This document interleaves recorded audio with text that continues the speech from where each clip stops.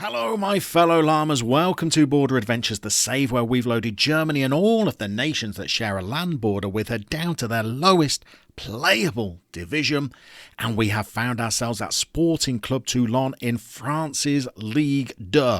In today's episode, we're going to play a game against Red Star. We're going to talk you through the closing of the transfer window. We're going to show you a new tactic that we've developed and hopefully continue our recovery at the start of Season 4.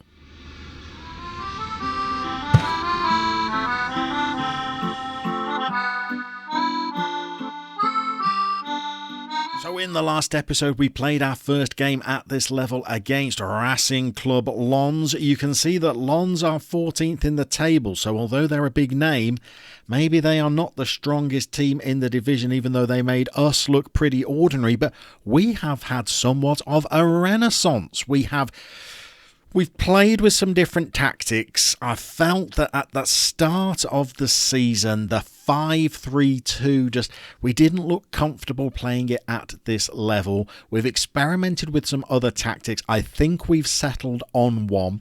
And now we find ourselves 11th in the table. We're playing Red Star today, who are 12th. And if we win today's game, well, it might just move us into the top half of the table and make us feel a little bit more comfortable about life at this level.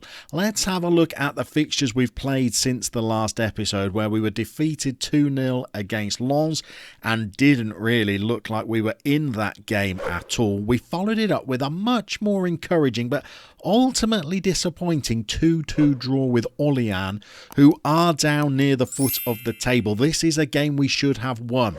We turn to our club legend Peter Musa, who scored in the 11th and 54th minute. They equalised to make it 1-1, but then they had a player sent off in injury time.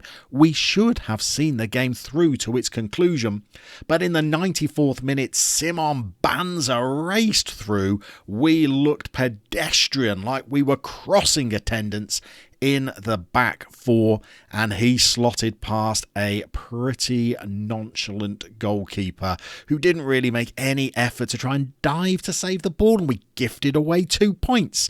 So at that point we were really starting to question the back five, but then when we moved into the New York game and changed it, well, we got our backsides handed to us on a platter by Niort. They were 2 goals up after just 9 minutes. Saviour Godwin was no saviour for us, adding 3rd and 4th goals in the 57th and 90th minute.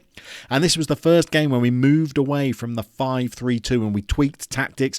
We redesigned the tactic again at half-time when we had put in such an abject first-half performance. And we were well and truly thrashed by Niort. But then we moved into the Grenoble game.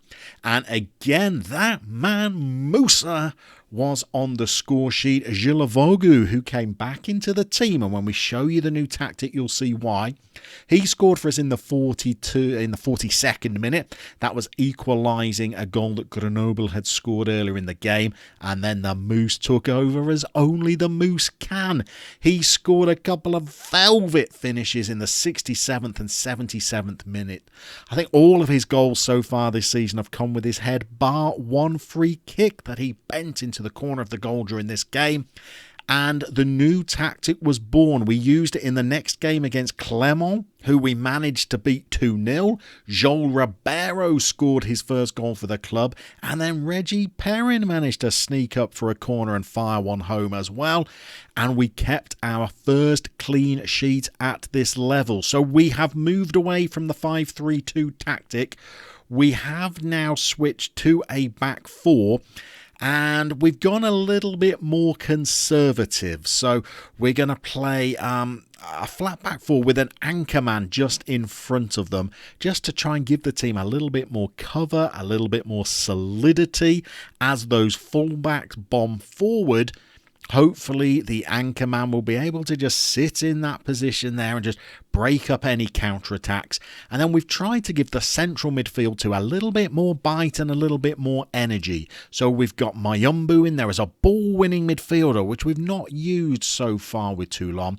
And we've brought Aranat back into the team as a box-to-box midfielder, which he played very well for most of last season. This means that we've now got wingers back on the pitch. So we've brought Zhilavoglu back into the team and he's performed pretty well. And we've moved Ribeiro out onto the left wing as another inside forward. Both of those players supporting the Moose, who's back in as an attacking target man. We were questioning whether Musa really had the ability to play in France's second tier. He's just been runner-up in the Player of the Month and he's banged in 4 goals now. So hopefully that quashes the doubts about Musa's ability at this level. And so we probably need to introduce you to a little bit of business that we were able to do on deadline day. Just to try and strengthen and bolster the squad and just make sure that we can make up a full bench without having to put 16-year-olds all over the substitutes bench. So here's our first player, a cash signing, Edgarus Utkus, who's come in from Monaco. We bought him in thinking that we might still be playing an attacking midfielder perhaps, but he's equally comfortable playing as a striker or as a central midfielder as well. Bit more of a creative option in there. Scouts got very, very excited when they found him. He was on the transfer list, so we've bought him. So he looks like a useful addition to the squad. But the player who's really provided us with a little bit more stability has come in on loan from Feyenoord. He is Master Splinter de Moya. Looks like he's just gone through the qualifiers at Roland Garros. He's got a set of chompers that make a racehorse jealous. And of course, he is the master in the midfield. If only we could scout Brazil, we'd be looking at bringing in Leonardo, Raphael, Donatello and Michelangelo to support him. But at the moment, he's going to have to make do with Aranat and Mayumbu. But he is a pretty solid defensive-minded midfielder. He can't attack, he can't shoot, he can't even pass that well. But my goodness, Master Splinter is determined, he's aggressive, he can cover the pitch and he can put in tackles. And after our first few fixtures in Ligue 2, that turned out to be the kind of player that we were looking to add to our team. The other little change we've made is that we're giving Muller some starts in goal now. He is, according to our coaches, slightly better than Gillikins, and Gillikins made a couple of absolute clangers in those early fixtures. So we're trying to get Muller some game time to see whether he can become our number 1 keeper, even though we are slightly prejudiced towards him because he was the board signing rather than our own. Now, we've got a couple of knocks for today's game, but they're only out for a day or so, so we're going to try and keep them in the team. The only change we do need to make is that we're going to get Shabua Bua, the 16-year-old, off the pitch, or off the substitutes bench because he's injured, and we've got another loan signing that we made on deadline day when we realised that we might be playing with wingers again. So we've got Hans Alexander Anapak Bakker, so good they named him 4 times. He's a little bit pacey, he can cross a ball as well, and he can provide us with a left-footed option, maybe if we want to go as a winger on this left-hand side rather than as an inside forward. He has played a couple of appearances so far, but he's picked up an injury as well. But back today to go on the bench. Pretty much everybody else that we've got outside of the matchday squad is 16 or 17 years old. We did allow Roman Kume to go out on loan to a Belgium club purely to try and drag us back down within the wage budget, just so that the board stay happy that we're staying within the financial parameters that they'd set us. But I think we're just about ready to get into today's game against Red Star. I think we're playing in the evening fixture because we are on the television cameras. Hopefully we can put on a little bit of a show. So we're going to go Muller, Monsecure, Husek, Reggie Perrin and Echeverria. Master Splinter's our new anchor man. We got Mayumbu and Aranat in those central positions, Ribeiro and Zhilavoglu on the wings, and, well, we need not even introduce our target man. Who else would it be? Neither of our other strikers that we've bought in have scored so far this season. We've been bringing them on for substitute appearances regularly, and they've not offered anything yet. But we will see how the Moose gets on today. He does like to go on these little runs of form, so hopefully he can continue to hit the back of the net in today's game. Looking forward to seeing how Master Splinter plays as well. You know, he doesn't get the highest ratings because he's playing in an area of the pitch where he's not going to be getting goals and assists to prop up his average rating. But he really does fill a vital role in that midfield. Here's Ribeiro. There's the Moose, of course. Well, look, we know that a 6-game run without a goal is coming, so let's enjoy this hot streak that is on. Coming into the season, wasn't entirely sure whether Mr. Musa could play this kind of level. Who were we kidding? Look at that little hitch kick, gets in front of the defender. Holds his hands above his forehead in celebration. That's just how the Moose is rolling at the moment. Here we go again, Zhilovogu with the corner. That should have been forced home. Bit of a melee in the box. A little bit disappointed that we couldn't add a second, but what an encouraging start. Straight into another highlight. There's Reg giving the ball away. Let's have a look out for Master Splinter. You see, Master Splinter just drops right in front of that back four. Oh, Muller, can we get a goalkeeper who doesn't just flap his hands at the ball? Oh, we've gifted them away right back into the match. So Ramadani, well, he beats Echeverria without Echeverria making a challenge. Completely unmarked Kamara and Muller. He tickles it on its way into the net like he is trying to catch salmon. And we're right back all square. So that strong start to the game, well, it has been wasted. Now they're coming at us again. There's little Tim. Well, they're passing it around. But now we've got the ball. Here's Zhilovogu. Looks like we might not counter. We've gifted it back to them. Now we've got Mayumba. Monsecure. Look at Master Splinter there. Radiant, just sitting, patrolling for danger. He could be an awesome signing for us. Here's Arenat. He played really well when he came back into the team. 2 assists. There's the Master. There's Ribeiro. Can we get it? Oh, he has cut in onto his right foot. No matter that he has injured himself. Joel Ribeiro gets a second goal of the season. Morgan Zhilovogu motored down the right and set him up. Good to get Zhilovogu back into the team. Nice little dink ball. Cuts inside. Well, that is silky, Joel, isn't it? Lovely.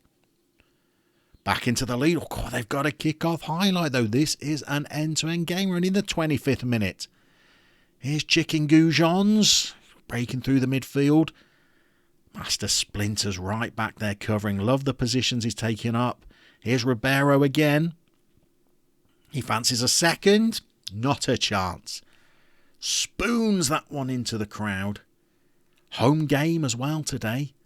Sold 2,000 pre-season tickets, season tickets to the club. So I've got a little bit of support now. Oh, that is another Gatier Lloris. Okay, that is another easy goal. What we thought we'd done by bringing in the anchorman, we thought we had solidified the midfield a little bit. Granted, this is a set-piece goal, but that's 2 leads we have gifted away in this fixture when we were looking to try and be a little bit tougher to break down and try and keep more clean sheets. So maybe a little bit of thinking to do there. We were desperately searching on deadline day for some new fullbacks to bring in as well, but we could not find anything that was worth the money. I'm not sure. I think that's right. I'm not sure how we're not winning this match. You are playing well. You just need to get back out there, score again, and keep the lead. Need a third goal. Moose has been scoring his goals in braces recently. Maybe the Moose might just be able to tickle another one home for us. Reggie's been booked. Not a lot happening in this second half.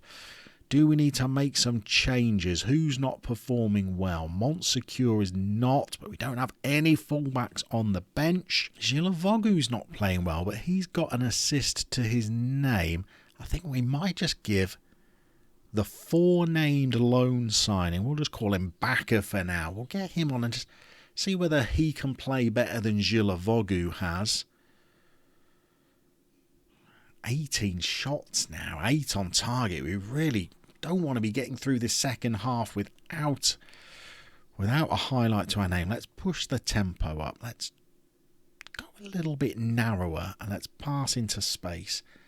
And let's also give out a get creative shout. We could do with a winner just to keep the good run of form going. Got 3 injured players on the pitch and I think this is petering out. So yet again, it looks like we have given away points, which I think could be costly at this level. Teams are going to punish us. Don't think this is going to emerge into a proper highlight, although... What am I talking about? Of course, it's a brace. It's the Moose. It's the 93rd minute. Who do you want? Well, he's arriving along the 6-yard mark like an absolute colossus. Well, there he is. He's up above the defender. He has powered one into the top of the goal. The man, the Moose, the legend. He doesn't even wear a cape and they still call him a hero. Peter Musa, the folk legend. Well, he's done it for us once again, and that lifts us to 8th in the table. That's not a bad position for Toulon to be in. We have just had some of our softer games, I would say. We've got some trickier fixtures coming up against Metz, who were relegated from Ligue 1 last season, and they have got a little bit of finance behind them, so that's going to be a pretty tricky game. We've got Sochaux coming up, Le Havre coming up, 2 very big teams as well, so these are going to be tricky games. Let's get the points on the board while we can. So, little bit disappointed that we managed to give away 2 leads, but of course, the Moose in your hour of need comes in and rescues you. A headed goal again. Well, and the team is looking pretty healthy. So, maybe we can have realistic hopes of avoiding relegation this season. Maybe we can even think of trying to push for a mid-table, comfortable, unpressurised season where we don't really fear relegation as we go through the season. Still early days, only 6 games down, but, well, considering how things looked after that first game against Lens and after the 4-0 thrashing against Niort, we will take 8th place and 10 points after 6 games. Hopefully you've enjoyed that video. Hopefully you're enjoying this season. It'd be great if you could continue to comment and like, and why not subscribe if you are new. And we are going to see you very soon as we continue our border adventures.